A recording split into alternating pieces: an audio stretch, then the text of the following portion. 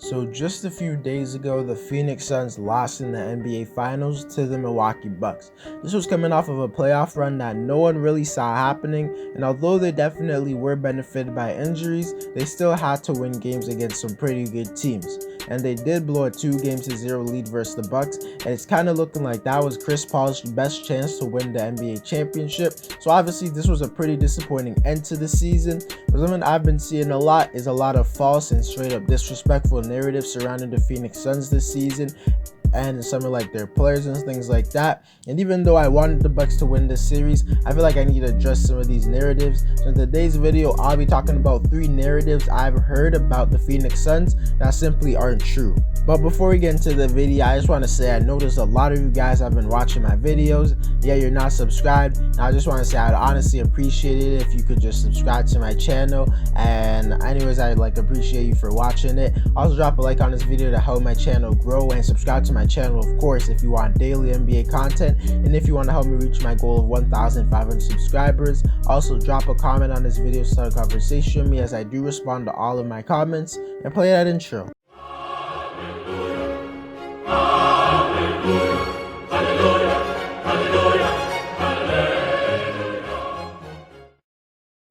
The first narrative I want to talk about with the Phoenix Suns is the fact that a lot of people are discrediting their run to the finals because of injuries. And first of all, I'm not gonna lie, if every team is healthy, the Phoenix Suns probably don't even get out the first round. They're not beating the Lakers if Anthony Davis and LeBron James are fully healthy. They might be the Denver Nuggets if Jamal Murray's there, but it definitely would be a close series and it could go either way. And they're not beating the LA Clippers if they have Kawhi at full strength. So that's definitely a legitimate thing to say, but I don't think you should use it to discredit them, because none of the injuries were their faults, and the teams that they had to beat were still pretty good on their way to the finals. Because don't lie, even without Anthony Davis, some people thought that the Lakers could have beat the Phoenix Suns, and there was actually some people who thought that the Denver Nuggets without Jamal Murray would beat the Phoenix Suns in the second round. And even though in the conference finals a lot of people realized the Suns were really good and they didn't have the Suns losing against the Clippers,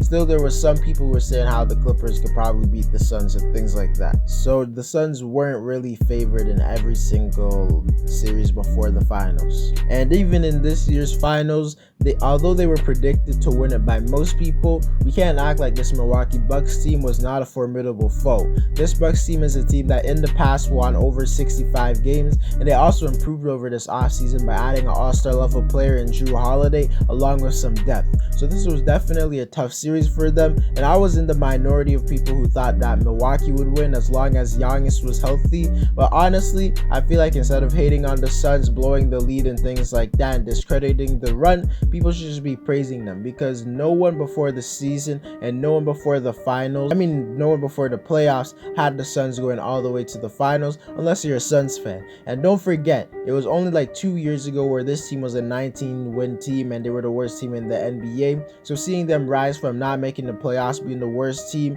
to being a team capable of going all the way to the NBA finals definitely should be getting more praise than disrespect. Also, when you realize that they made their team kind of like the right way, because they drafted guys like Devin Booker, Cameron Johnson, DeAndre Ayton, and they made smart signings for guys like Chris Paul, Jay Crowder, and Cameron Payne, and Mikal Bridges. They drafted Mikal Bridges. So I just think they deserve a little more respect than what they're getting right now.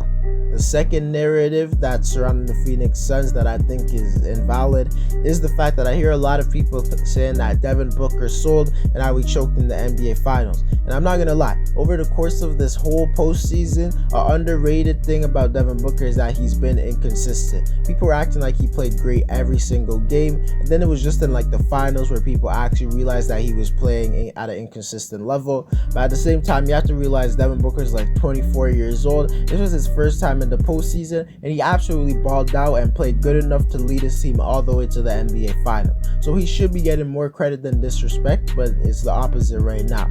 I definitely think Booker, as Booker makes the playoffs more and he makes the playoffs more, he's gonna turn into one of the best playoff performers in the league, because he just has that type of game. His inconsistency was probably due to his lack of inexperience, and also he did get his face injured, and after that, that's where he got significantly worse and more inconsistent. And even with his inconsistencies, overall, he had a very good playoff run. If he didn't, the Suns wouldn't have made the finals. Overall in the postseason, Booker averaged 24 points, 5 rebounds, and 4 assists, shooting a respectable 44% from the field. He definitely should be getting more praise than the amount of hate he's getting right now. And a lot of hate is coming in his direction from the NBA Finals. People are very swayed by recency bias because they forgot that Devin literally had back-to-back 40-point games, which was very impressive, obviously, in the finals. They're also forgetting that Devin literally had the most points in a playoff run by a player at his age and just by a player in their first run. So he definitely was impressive.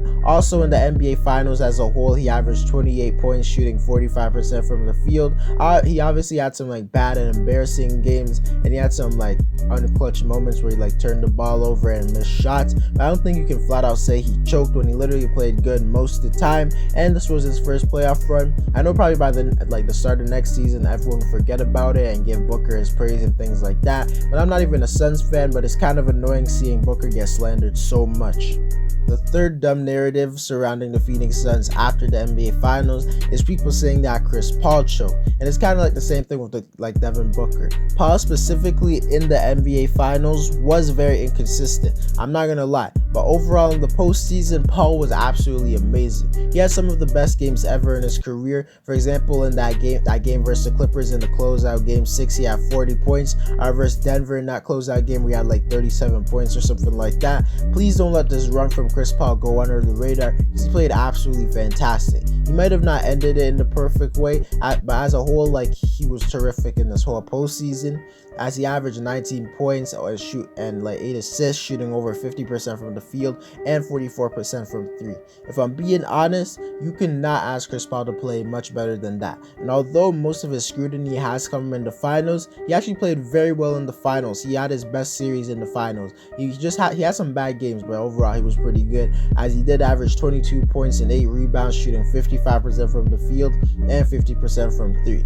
Yeah, Chris Paul had some bad moments and things like that, but there's more to the game than last 5 minutes. He probably wasn't his most clutchest self, but he definitely as an overall played very well, and he literally played above his expectations. Yet I keep seeing people say things like he choked and he's the reason why they lost. I think simply the reason they lost was because Giannis Antetokounmpo was too good and Jrue Holiday's defense was good, and then Chris Middleton stepped up. And yeah, I know you would want an all-time great player like Chris Paul not to turn the ball over in crucial moments. You want him to step up and things like that. But you also have to realize Chris Paul is not in his prime anymore. He's a 6-foot, 36-year-old point guard and him already playing at a level this amazing is already impressive. If he was in his prime, then I think those turnovers and stuff should be held in higher scrutiny. But he's literally an old man. I just don't think people should be saying things like Chris Paul choked and his legacy is ruined. And the same people who are bashing Chris Paul for not winning this ring would have been the same people to go out there and discredit the ring because of injuries and things like that, which just shows sometimes you just can't win in life. But to conclude the video, I don't know if it's just me, but I feel like a bunch of people who weren't even Suns fans were all just supporting the Suns when they made the finals, especially when they went up 2-0 versus the Bucks. As soon as they blow that lead, a bunch of people just switched up, and I think that just shows how toxic social media is. And right now the Suns are getting more hate than love right now. There's still a decent amount of haters before the finals due to the fact that they had to go through injury-riddled teams, but there definitely was more love than there is right now. And right now there's just a lot of hate going towards this team, and in my opinion this team should be getting praised for their finals run because no one saw it regardless of the injuries, and not every team is capable of making the NBA Finals regardless of the injury. But regardless, if no one's gonna give Phoenix credit, I'll give it. Congrats to Phoenix making the finals, and yeah, good luck in the future. Anyways, guys, that's it for the video. Let me know whether or not you think the Phoenix Suns will ever make the championship ever. Drop a like on this video to help my channel grow. Subscribe to my channel if you want daily NBA content, and for more 1,500 subscribers. Comment on this video, start a conversation as I do respond to all of my comments. And play that in. I'm out.